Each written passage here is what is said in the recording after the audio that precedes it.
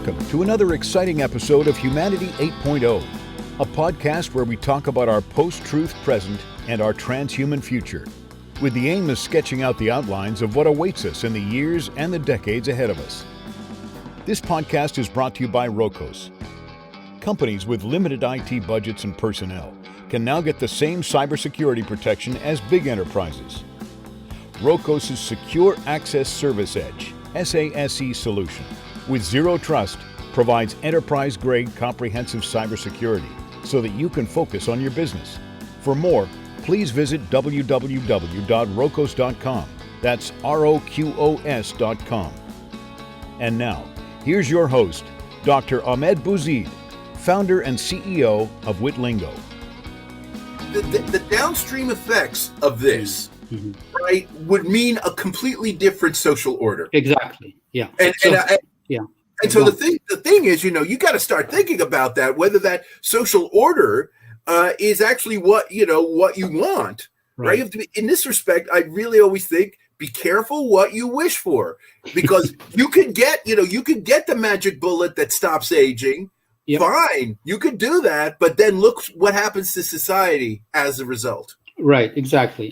And so then wouldn't it be advisable to be cautious? I guess the question then at that point would be, all right, let's say it has passed the FDA, it's clearly safe, right? And there is a committee or whatever of folks, of ethicists and so on, who go and study this thing for a couple of years, and they come back and they say, we should not release this thing, right? Isn't that being precautionary in a good way? Like, we're not being reactionary, right? We thought through it and all. Go ahead. I have a little bit of a different view on this, and this is where, in a way, I want to keep the risk flowing on this. I think it's much better to have it out there, but then to kind of, at the same time, have, as I do in the book, okay? So this goes back to what the book, as you know, spends the whole third part talking about death, right? And how... Yep.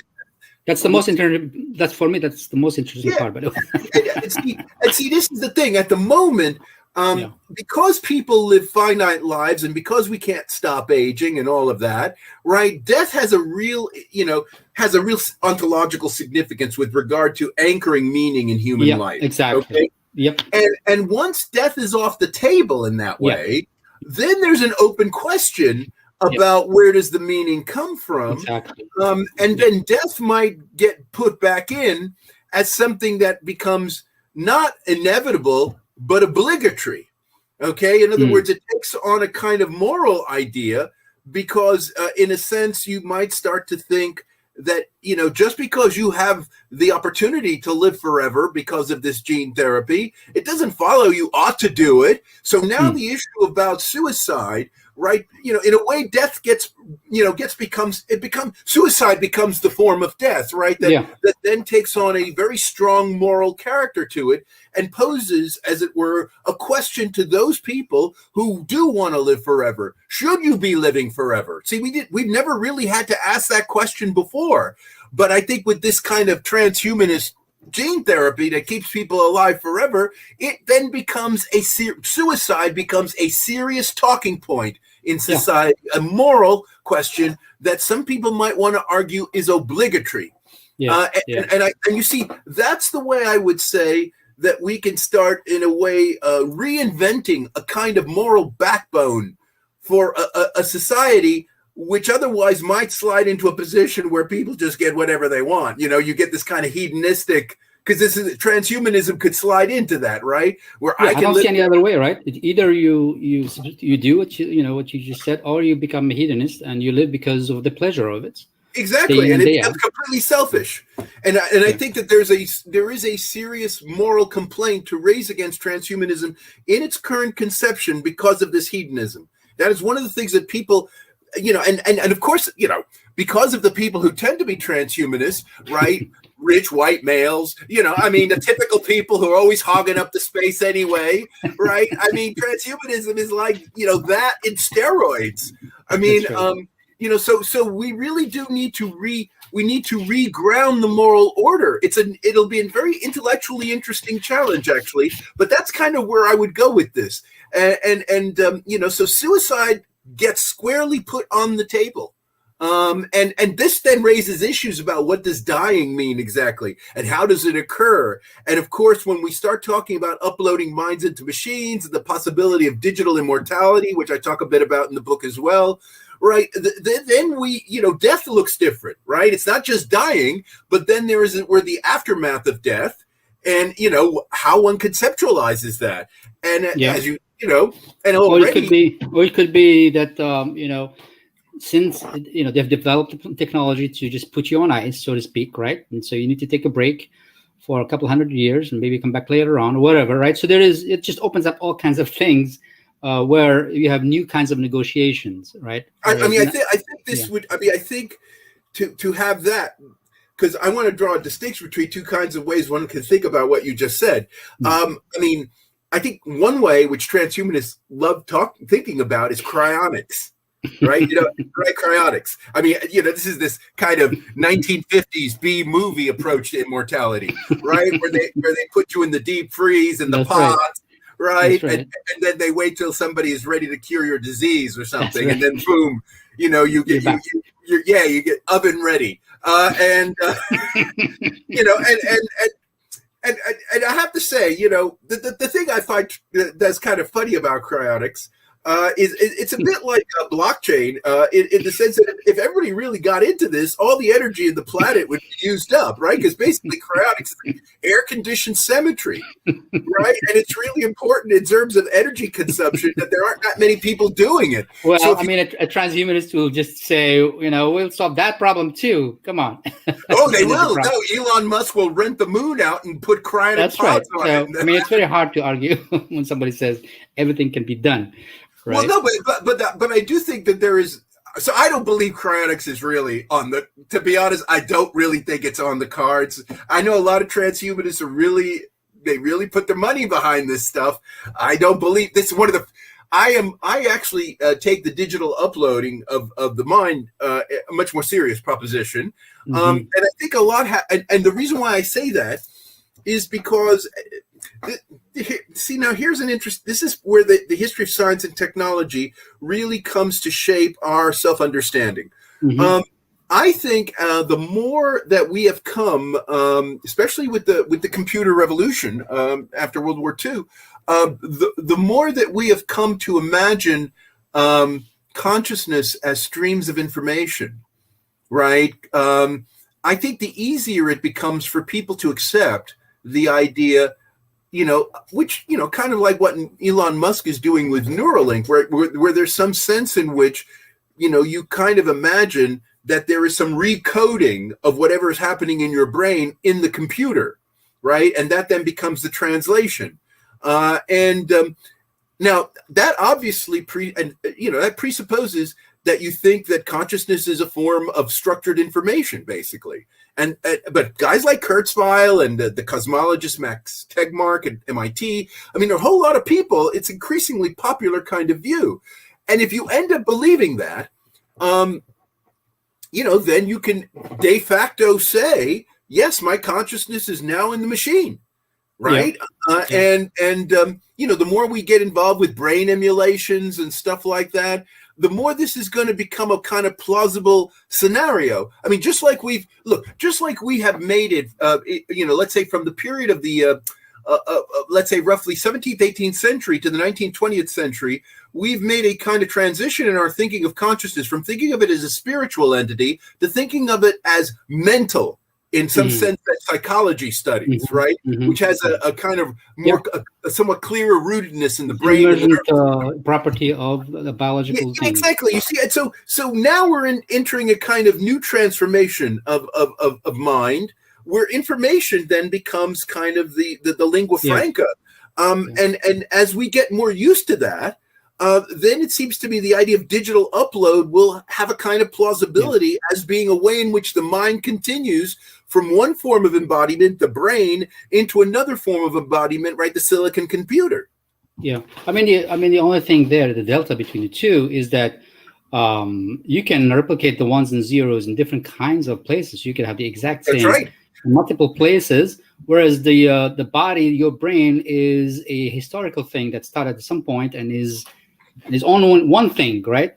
And so for me, I want to this sort of disassociate consciousness from uploading. Let's say I was able to digitize the ones and zeros in my mind, right? And we uploaded them somewhere, right? There could be an Ahmed Bouzid over there, and he could react exactly as I would react, but it's not me, right? And it could be a useful entity, socially speaking, because, or Steve Fuller, even more importantly, right? Steve Fuller up there, right? Who's able to debate people, right? And is useful in terms of, as a social entity, right? So that the uploading of these minds could be very useful to society without having to deal with the consciousness issue as such. You know I mean, I know what you're saying, but I think in a way, I mean, it's an interesting point, actually, because I think because what you've just raised will have, I think in the long term, will have very serious implications with regard to legal accountability, right? Because if we have all these different versions of my zeros and ones embodied in different places in different ways, but they're all traceable to me, right? To my brain at some point. And my brain, I may be dead by the time that happens, right? That they want to trace it back to me, but there is a historical record that, in a sense, these are my mind children, right? All of these, all these zeros and ones floating out there, and then all these things acquire they start to acquire their own sort of distinctive character through the interactions that they have with other information-based entities, right? I mean, so over time, these things evolve, right, from the original thing in my head. Of course. Yeah. Now, then there is, it seems to me what we're getting into that a kind of situation that, from a legal standpoint, looks like drawing the line of parental responsibility for children, right? I mean, there's a sense in which parents are responsible for what children do up to a certain age, right? And then, or you can, some other arbitrary thing you can lay down. And after that point, then the children are responsible for what they do. And it seems to me that we may end up having to do something like that with regard to the scenario that you're talking about. Yeah. No, I just wanted to emphasize the point that consciousness, for me, is always blurs this thing, it makes it more complicated than it needs to be as such. Of course, I would like to be consciously existing, right? But the me, right, could be existing without my consciousness. Or that issue is beside the point as far as replicating me as a social being who does certain things, who has learned all these things, very expensive person, right? I had to go to school and all that, and all the knowledge that I have, and the expertise and so on, I could be repurposed, in society. Let's say it's a genius, somebody who has just, a wonderful mind and can solve problems, and losing them would be expensive, right? We could replicate them, and we could have them be there, and it would be a case. It would, in other words, the case could be made without having to introduce the notion of consciousness to replicate. Sure. I mean, this is the consciousness is kind of an interesting thing to talk about. Again, it's like these mental notions, right? Where our intuitions about what it is changes over time. Consciousness actually gets coined in English only in the late 17th century. Ralph Cudworth, who was a Platonist, basically, who was a friend of Newton, and a kind of friend of John Locke as well. And what he had in mind when he used this term is very close to this kind of complex thing that the word conscience. Right, conscience in French actually carries this very well, right? Where there's two things going on at once. And the point that Cudworth was trying to make by saying there's this thing called consciousness is that it's kind of, he sees it as the way you see yourself from God's point of view, right? So in other words, it's a second order mental property. It's not the experiencing of the world in its immediacy, but rather it's a kind of comprehensive experiencing, right, of putting it all together, as it were, so that it becomes your experience, right? Because what makes something your experience isn't just the particularity of the experience, but the way it's in fact integrated together in some kind of coherent, rational fashion, right? Which involves some kind of judgment and reflection and stuff like that. And that's what he meant by consciousness, right? And he saw this as kind of the moment God deposits himself into us, right? That in a sense we're able to see ourselves from the outside, as it were. So consciousness in a way is like what we often call self-consciousness, right? And I think, and if you look at what John Locke says about, so John Locke's notion of personal identity has to do with the continuity of memory. So what is how do you get this continuity of memory? Well, obviously it can't just be a matter of you're experiencing one thing after another, after another, after another. You have to somehow understand these things as part of a narrative, right? So in other words, you need to have a second order awareness that all these things that you're experiencing are part of the same thing, right? And the same thing is you. Right, the person who's having all of these things, and this is when the notion gets invented. It gets invented for that purpose, I think that's a whole episode that we need to because you see when people define consciousness that way, you can begin to see why they would also say animals don't have it, right? Because animals do not necessarily have, at least to these guys, right? So these guys would grant animals have senses, animals feel things, right? Animals experience things. They don't deny any of that. But what they deny is that animals have the second order of awareness of selfhood, of putting it all together, having direction, having purpose, having reason, right? This is what they're denying about animals, right? They're not denying that they don't have feelings. Right. In fact, all these guys would be very, very open to the idea that, there's empathy and sympathy with animals and all that. They don't deny that. But what they deny is consciousness in this very strong sense. And you see, that's the modern notion, right? It's tied up with rationality and stuff like that. Yeah. Okay.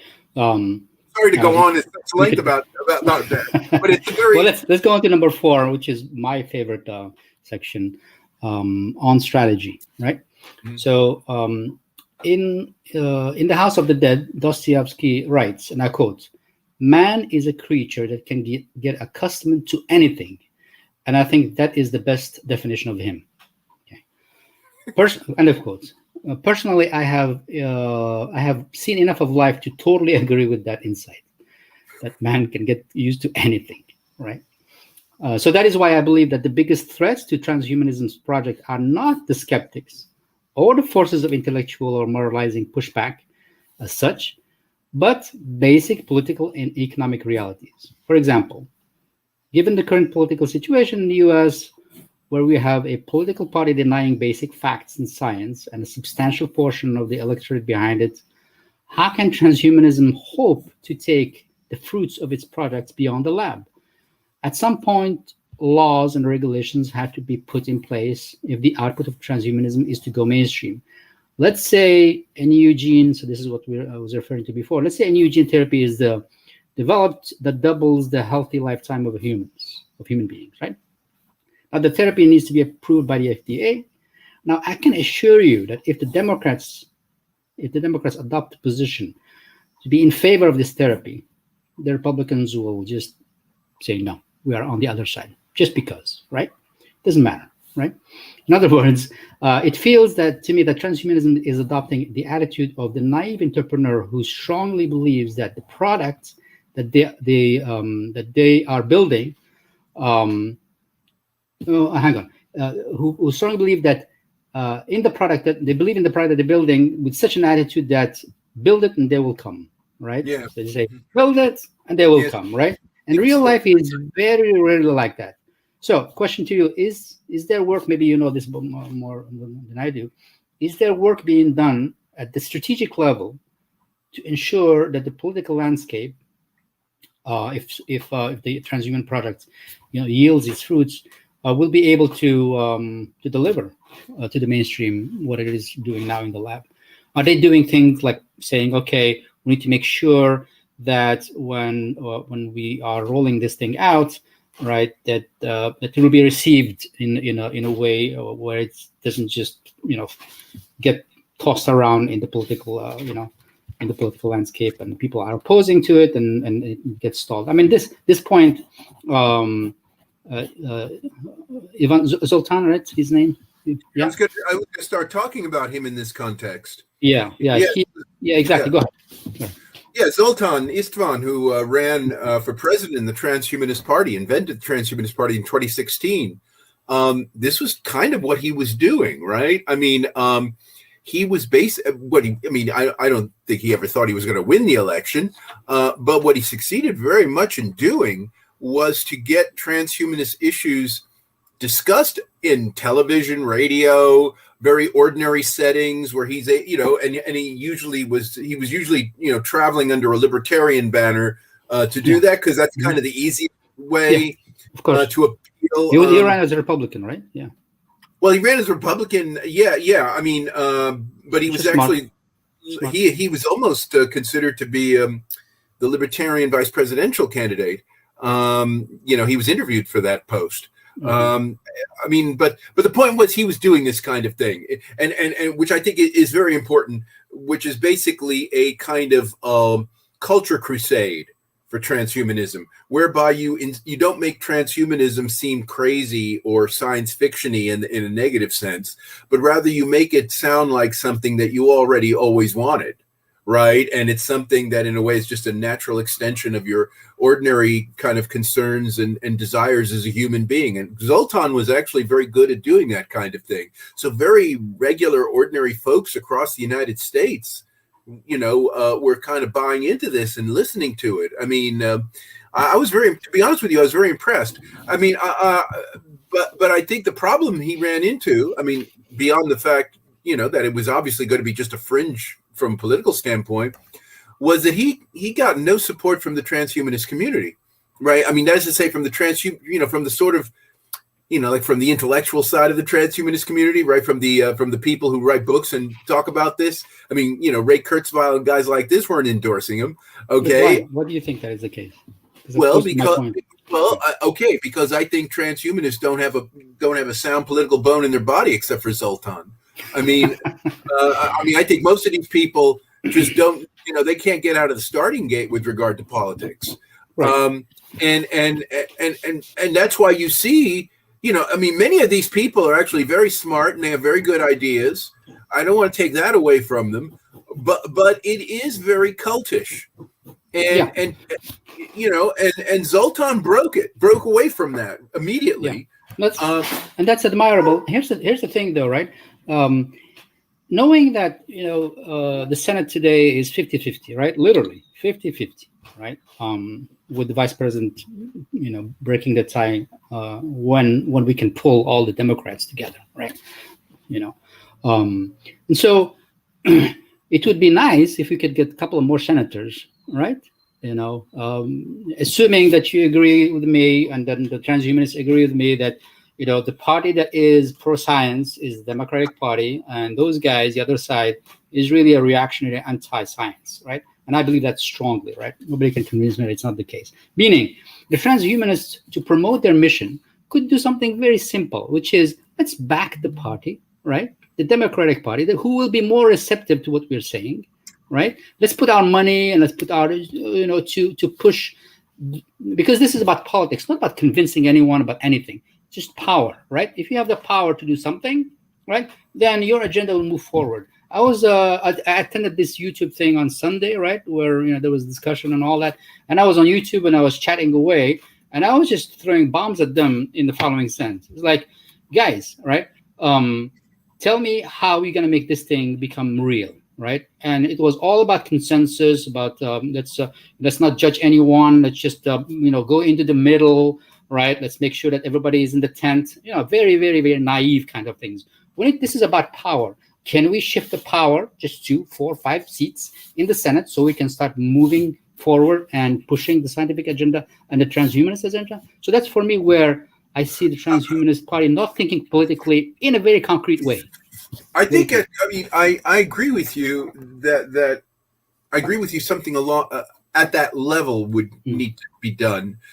I think there's a real problem with the Democratic Party. Not that the Republican Party would be better. I mean, I can see why you're going with the Democratic Party, but I don't think the Democratic Party is ideal for this. Yeah.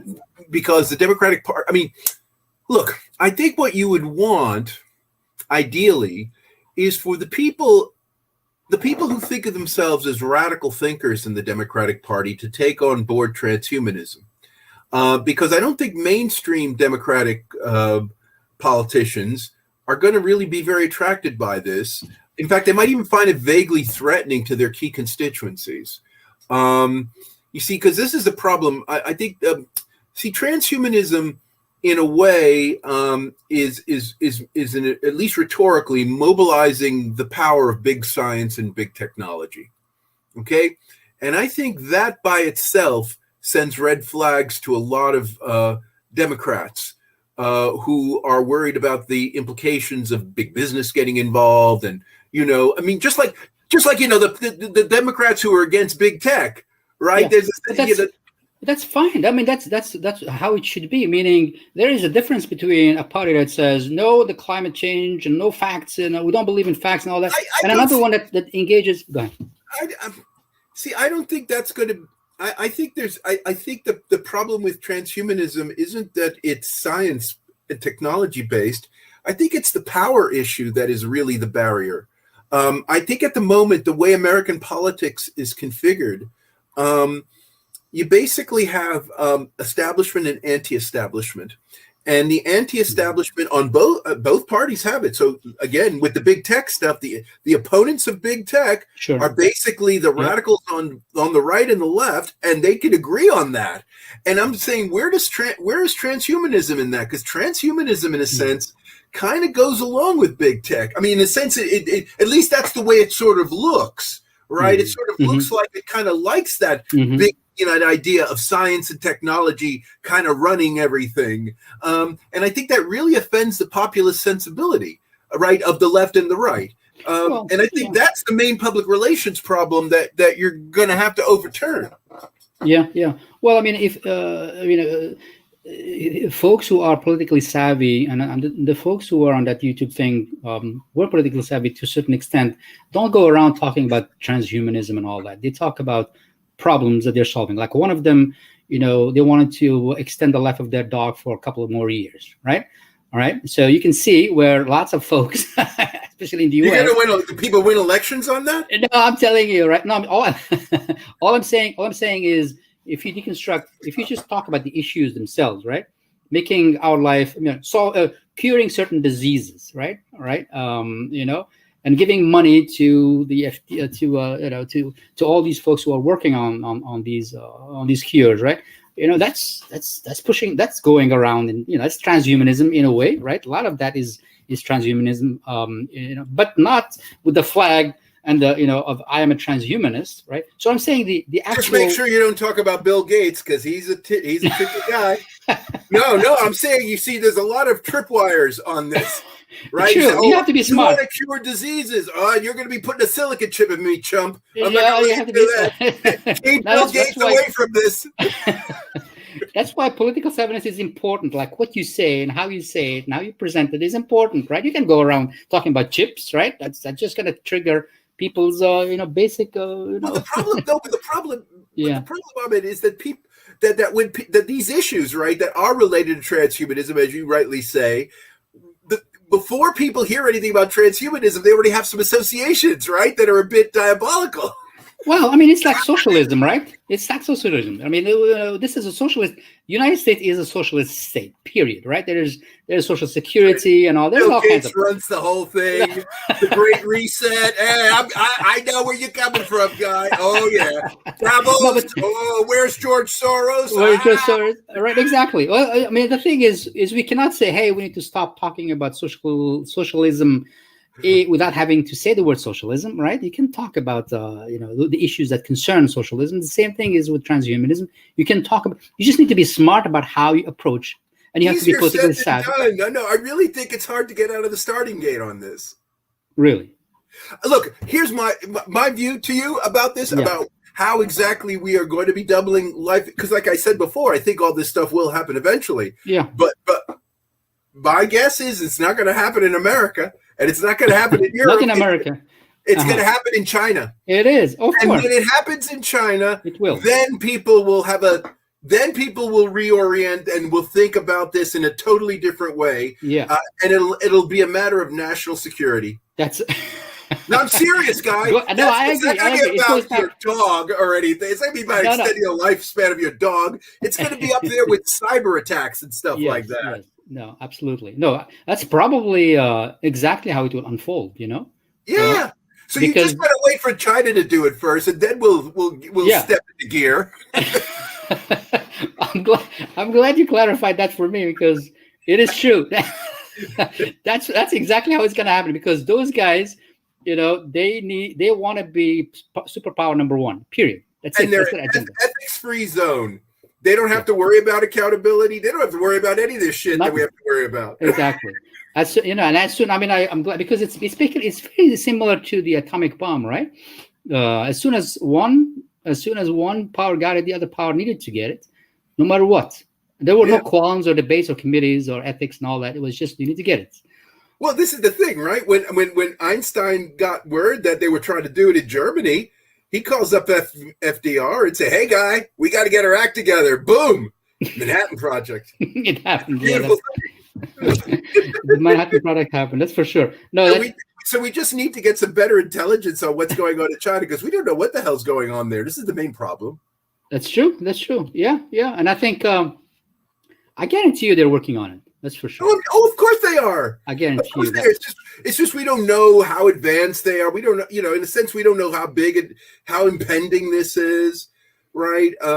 Yeah. But they can do a lot of things that cannot be done in this country, like just take a population and just try it out on them, right? Kind of a thing. Exactly. And then 100 million people dead.